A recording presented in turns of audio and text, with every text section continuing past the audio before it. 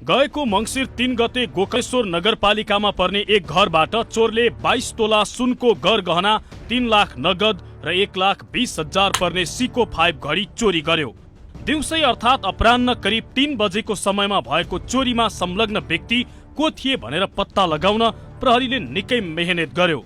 घरको ठीक अघिल्लोतिर रहेको सीसीटीभी फुटेजमा पहेँलो रङको ज्याकेट लगाएको एक व्यक्ति घरभित्र छिरेको त देखियो, तर त्यो व्यक्तिको पहिचान भने हुन सकेन। मंसिरकै 23 गते पनि गोकर्णेश्वरको नेपाल मेडिकल कलेज नजिकै अर्को चोरी भयो। एक घरबाट अपराह्न करिब 1 बजेको समयमा 12 तोला सुनको गरगहना, 27,000 नगद चोरी भयो। पहेँलो रङको हुडी लगाएको व्यक्ति घरबाट बाहिर निस्किँदै गरेको देखे पनि ती व्यक्ति को थिए भनेर त्यति बेलासम्म थाहा भएन, जति बेलासम्म जुन घरमा चोरी भएको थियो ती घरको मालिकले पत्ता पाएकी थिइनन्। बौद्धमा दिउँसै हुने चोरीबाट प्रहरी सधैँ तनावमा थियो। यस वर्षको सुरुवातदेखि पुसको सुरुवातसम्म दिउँसै हुने चोरी र त्यसमा पनि सुनका गरगहना तथा बहुमूल्य सामान मात्रै हराउँदा प्रहरीमा बारम्बार गुनासो आउँथ्यो। चोरी नियन्त्रणका लागि प्रहरीले कुनै काम गर्न नसकेको भन्दै दैनिक जसो गुनासो आउने गरेको थियो। तर जब केही दिन अघि बौद्ध गुम्बाको ठीक पछाडि खिलबहादुर गुरुङ बस्ने गरेको डेरामा चोरी भयो, तब चोरको पहिचान गर्न प्रहरीलाई केही सहज भयो।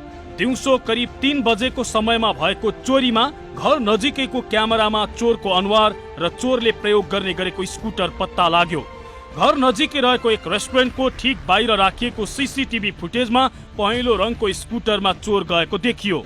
बागमती प्रदेशको 20 लटको 6610 नम्बरको स्कुटरमा चोर गएको देखियो। त्यसपछि बौद्ध प्रहरीले उक्त स्कुटरको खोजी गर्न थाल्यो। जुन नम्बरको स्कुटर सीसीटीभीमा देखिएको थियो ती स्कुटरका धनी अर्कै थिए, अर्थात् चोरले नक्कली नम्बर प्रयोग गरेर चोरी गर्ने गरेका थिए। तर प्रहरी त्यति सजिलै हार मान्ने अवस्थामा पुगेन। प्रहरीले त्यही लटको थप नम्बरहरूको खोजी गर्न सुरु गर्यो।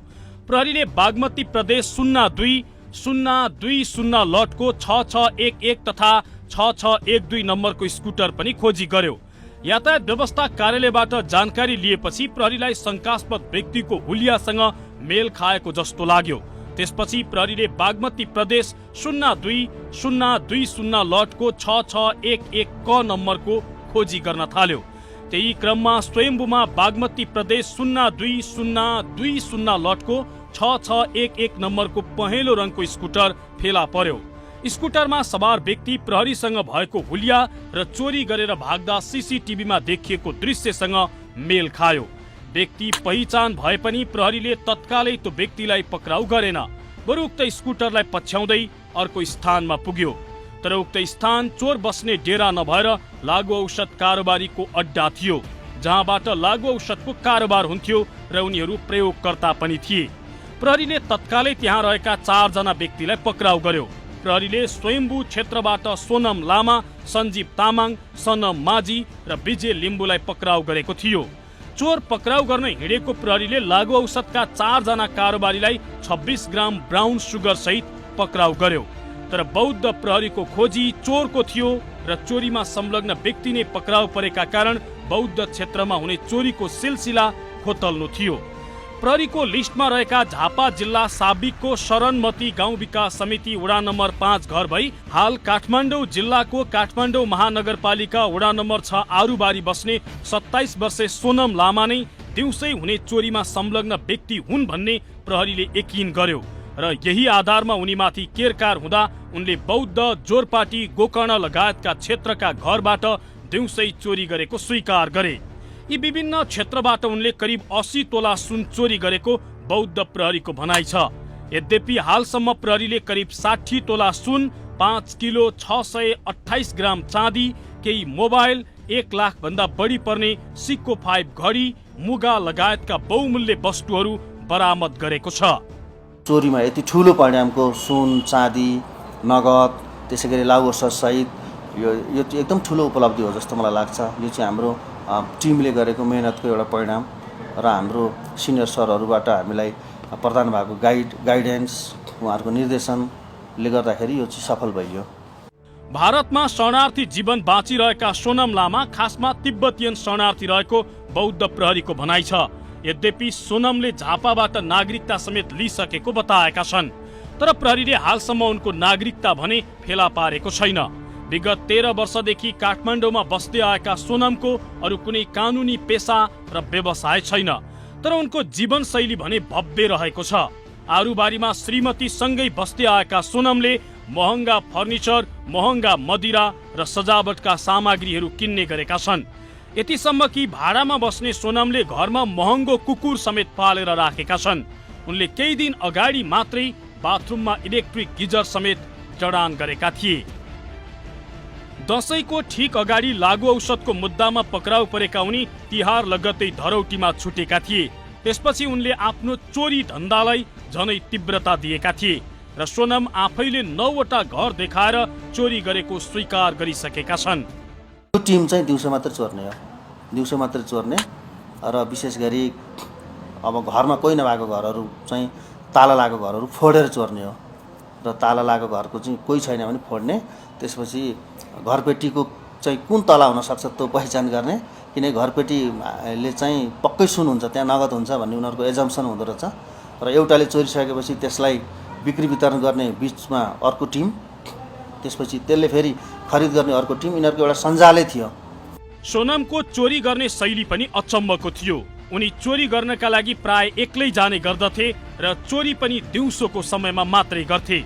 उनी पहिले केही समय घरको रेखी गर्दथे, त्यसपछि घरमा कोही छैन भन्ने निश्चित गरिसकेपछि ढोका फोरेर घरभित्र छिर्थे र दराज फोरेर सुनका गरगहना झिक्थे। सुन राख्ने बट्टा समेत फालेर उनी सुन र नगद मात्रै बोकेर त्यहाँबाट फरार हुन्थे। सोनमले प्रयोग गर्ने स्कुटरको नम्बर बागमती प्रदेश 02-020 लटको 6611 हो, तर जब उनी चोरी गर्न जान्थे त्यो बेला 6611 नम्बरको अन्तिममा रहेको 11 लाई एउटा स्टिकर टाँसेर 6610 बनाउँथे अनि चोरी गर्दै हिँड्ने गर्थे। तर जब आफ्नो काम सकिन्थ्यो उनी स्टिकर निकालेर 6611 नै देखाउने गर्थे। यसरी आफ्नो चोरी धन्दा चलाउँदै आएका सोनम लामा यति बेला बौद्ध प्रहरीको नियन्त्रणमा छन् र बौद्ध प्रहरीले केही चैनको सास फेरेको छ। उनीहरूले बौद्ध क्षेत्रका 9 वटा घरहरूमा चोरी गरेको स्वीकार गरेका छन्। हामी दृश्यमा पनि देख्न सक्छौँ, यहाँ केही विदेशी मुद्राहरू छ, यहाँ गालिसकेका सुन, त्यसै गरी यो सुन करिब करिब 27 तोला यो गहनालाई गालेर बनाएको सुन हो र यहाँ तिलहरी पनि छ। त्यसै गरी 5.5 किलो चाँदी र 5,32,000 नगद रकम पनि बौद्ध प्रहरीले बरामद गरेको छ। सँगसँगै महत्त्वपूर्ण महँगा घडीहरू, सिको 5 घडी र यी सुन तथा लागु औषध जोख्नका लागि प्रयोग हुने यो मेसिनहरू पनि बौद्ध प्रहरीले पक्राउ गरेको छ। तिब्बतियन शरणार्थी जसले नेपाली नागरिकता मात्रै लिएन, दिउँसै नेपालीको धनमाल चोरेर पुरै आतंक सिर्जना गरिरह्यो।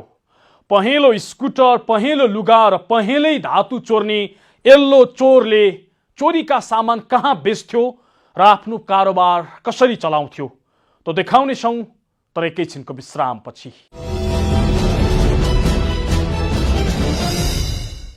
दर्शक वृन्द, आज हामी बाइलाइनमा एउटा त्यस्तो चोर जसले दिउँसै घर फोरेर करोडपति बन्यो त्यसका करतुतहरू देखाइराखेका छौँ। यल्लो चोर जसले आफूले चोरेका सुनका गहना तोलाको 40,000 रुपियाँमा मात्रै बेच्दै आएको थियो र ती सुन चाँदी गहना पसलमा उसले बेच्ने गर्थ्यो।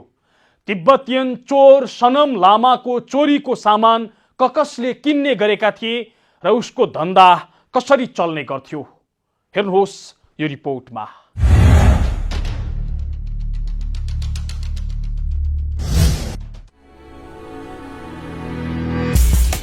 बौद्धको आरुबारी बस्ने सोनम प्राय दिउँसो नै चोरी गर्ने गर्थे र चोरी गर्नको लागि पनि उनी एक्लै जाने गर्दथे। गएको वैशाखदेखि पुसको पहिलो सातासम्म चोरी गर्दा सोनमले करिब 80 तोला सुन चोरेको प्रहरीको दाबी छ। तर जब प्रहरी सोनमको डेरामा पुगेर खानतलासी गर्यो, सोनमको श्रीमतीले लगाइरहेको केही गहना र एउटा बेरुवा औँठी बाहेक अरू केही फेला पार्न सकेन। सुरुमा त सोनम चोरी गरेको कुरा नै अस्वीकार गर्यो, तर पछि प्रहरीले केरकार गरेपछि चोरी स्वीकार गरे पनि प्रहरीले न सोनमसँग सुन भेटायो न त नगद नै। तर प्रहरी हार मान्नेवाला थिएन। प्रहरीले सोनामको कनेक्सन खोज्दै जाँदा भोजपुरको पौवाटुवा गाउँपालिका 2 घर भई हाल बौद्ध आरुबारी बस्ने 32 वर्षीय सन्तोष विक्क र भोजपुर जिल्ला भोजपुर नगरपालिका 12 घर भई चाबेल बस्ने 35 वर्षीय सूर्यबहादुर श्रेष्ठलाई फेला पार्यो।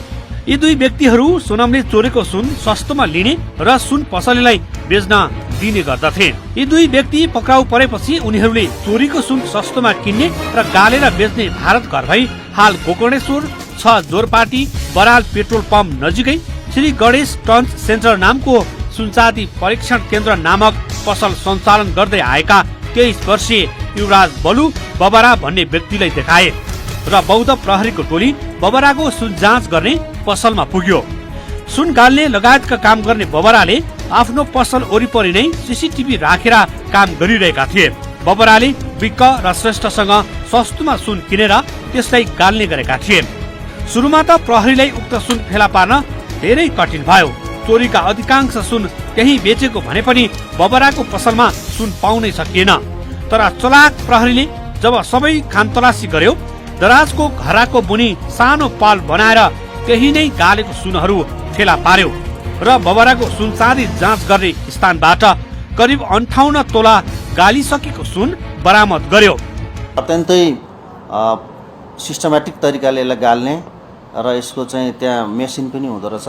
गालिसके पछाडि त्यसको ओरिजिनल हो कि डुप्लिकेट हो कि अथवा यो यसको सुनको प्रतिशत कति छ भनेर छुट्याउने, अथवा हामीले सोझो भाषामा भन्नुपर्दाखेरि हामीले चलचल्तीमा जे बुझ्ने गर्थ्यौँ 22 क्यारेट, 20 क्यारेट, 18 क्यारेट, 24 क्यारेट भन्ने गर्थ्यौँ। त्यो छुट्याउने मेसिन पनि उनीहरूसँग रहेछ र त्यसले उनीहरूले टेस्ट पनि आफै गर्थे। त्यो पनि एउटा विशेष प्रकारको इक्विपमेन्टै हुँदो रहेछ। त्यो चाहिँ अत्यन्तै झट्ट हेर्दाखेरि फोटोकपी मेसिन जस्तो देखिने, हामीले त्यो हेरेका पनि थियौँ। बबराले न त सुनचाँदीको गहना बनाउन वा गाल्नको लागि स्वीकृति लिएका थिए, न त कोही आधिकारिक व्यक्ति नै थिए। उनले आफू खुसी भारतबाटै 22 लाख भारतीय रुपैयाँमा सुनको जाँच गर्ने मेसिन ल्याएर काम गरिरहेको प्रहरीको दाबी छ र उनको काम यस्तै चोरी भएको सुनका गहना सस्तोमा किन्ने र त्यसलाई गालेर बेच्ने रहेको प्रहरीको दाबी छ। सुनका गरगहना चोरीमा सोनाम एक्लै संलग्न भएको भए पनि उनले चोरी गरेको गहनाको मूल्य भने प्रति तोला करिब 40,000 मात्रै पाउने गरेका थिए। सोनामलाई न सुनको गहना जाँच गर्न आउँथ्यो न त उनी पूरा मूल्य नै लिन्थे। चोरी गरिसकेपछि सोनामले सन्तोष विक्क र सूर्य बहादुर श्रेष्ठलाई उक्त सुन दिन्थे। त्यसपछि उनीहरूले कहाँ लगेर कति रकममा बेच्थे भन्ने सोनामलाई केही थाहा छैन। यद्यपि उनीहरूले तोलाको करिब 40,000 दिने गरेको सोनामले प्रहरी समक्ष स्वीकार गरेका छन्। बाँकी रकम भने सन्तोष, सूर्य बहादुर र बबराले बाँडेर लिने गरेका थिए। सोनामले चोरी गरेको सुन सन्तोष र सूर्य बहादुरलाई दिएपछि यी 2 व्यक्तिले अन्य स्थानमा पनि सुन लगेर बेचेको प्रहरीले बताएको छ। तर एक सुन पसले अहिले काठमाडौँ बाहिर रहेको प्रहरीले बताएको छ। यी 2 व्यक्तिले ती सुन पसलेलाई 8 तोला सुन बेचेका थिए।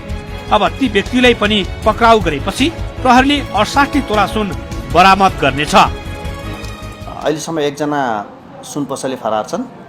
उनको नाम अहिले नभनौँ, जसमध्ये हामीले यसलाई बिक्री वितरण गर्नको लागि चोरबाट यो गाल्ने ठाउँसम्म लगेर बिक्री गर्न सहयोग गर्ने 2 जना हुनुहुन्छ। उहाँहरू बिचौलियाको भूमिकामा हुनुहुँदो रहेछ।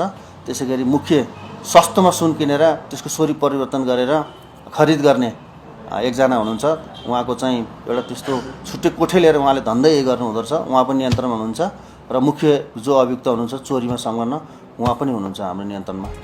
दिउँसै चोरी गरेर हैरान बनाएको चोरको कारण बौद्ध प्रहरी तनावमा थियो। अब भने बौद्ध प्रहरीले केही चैनको सास लिएको छ।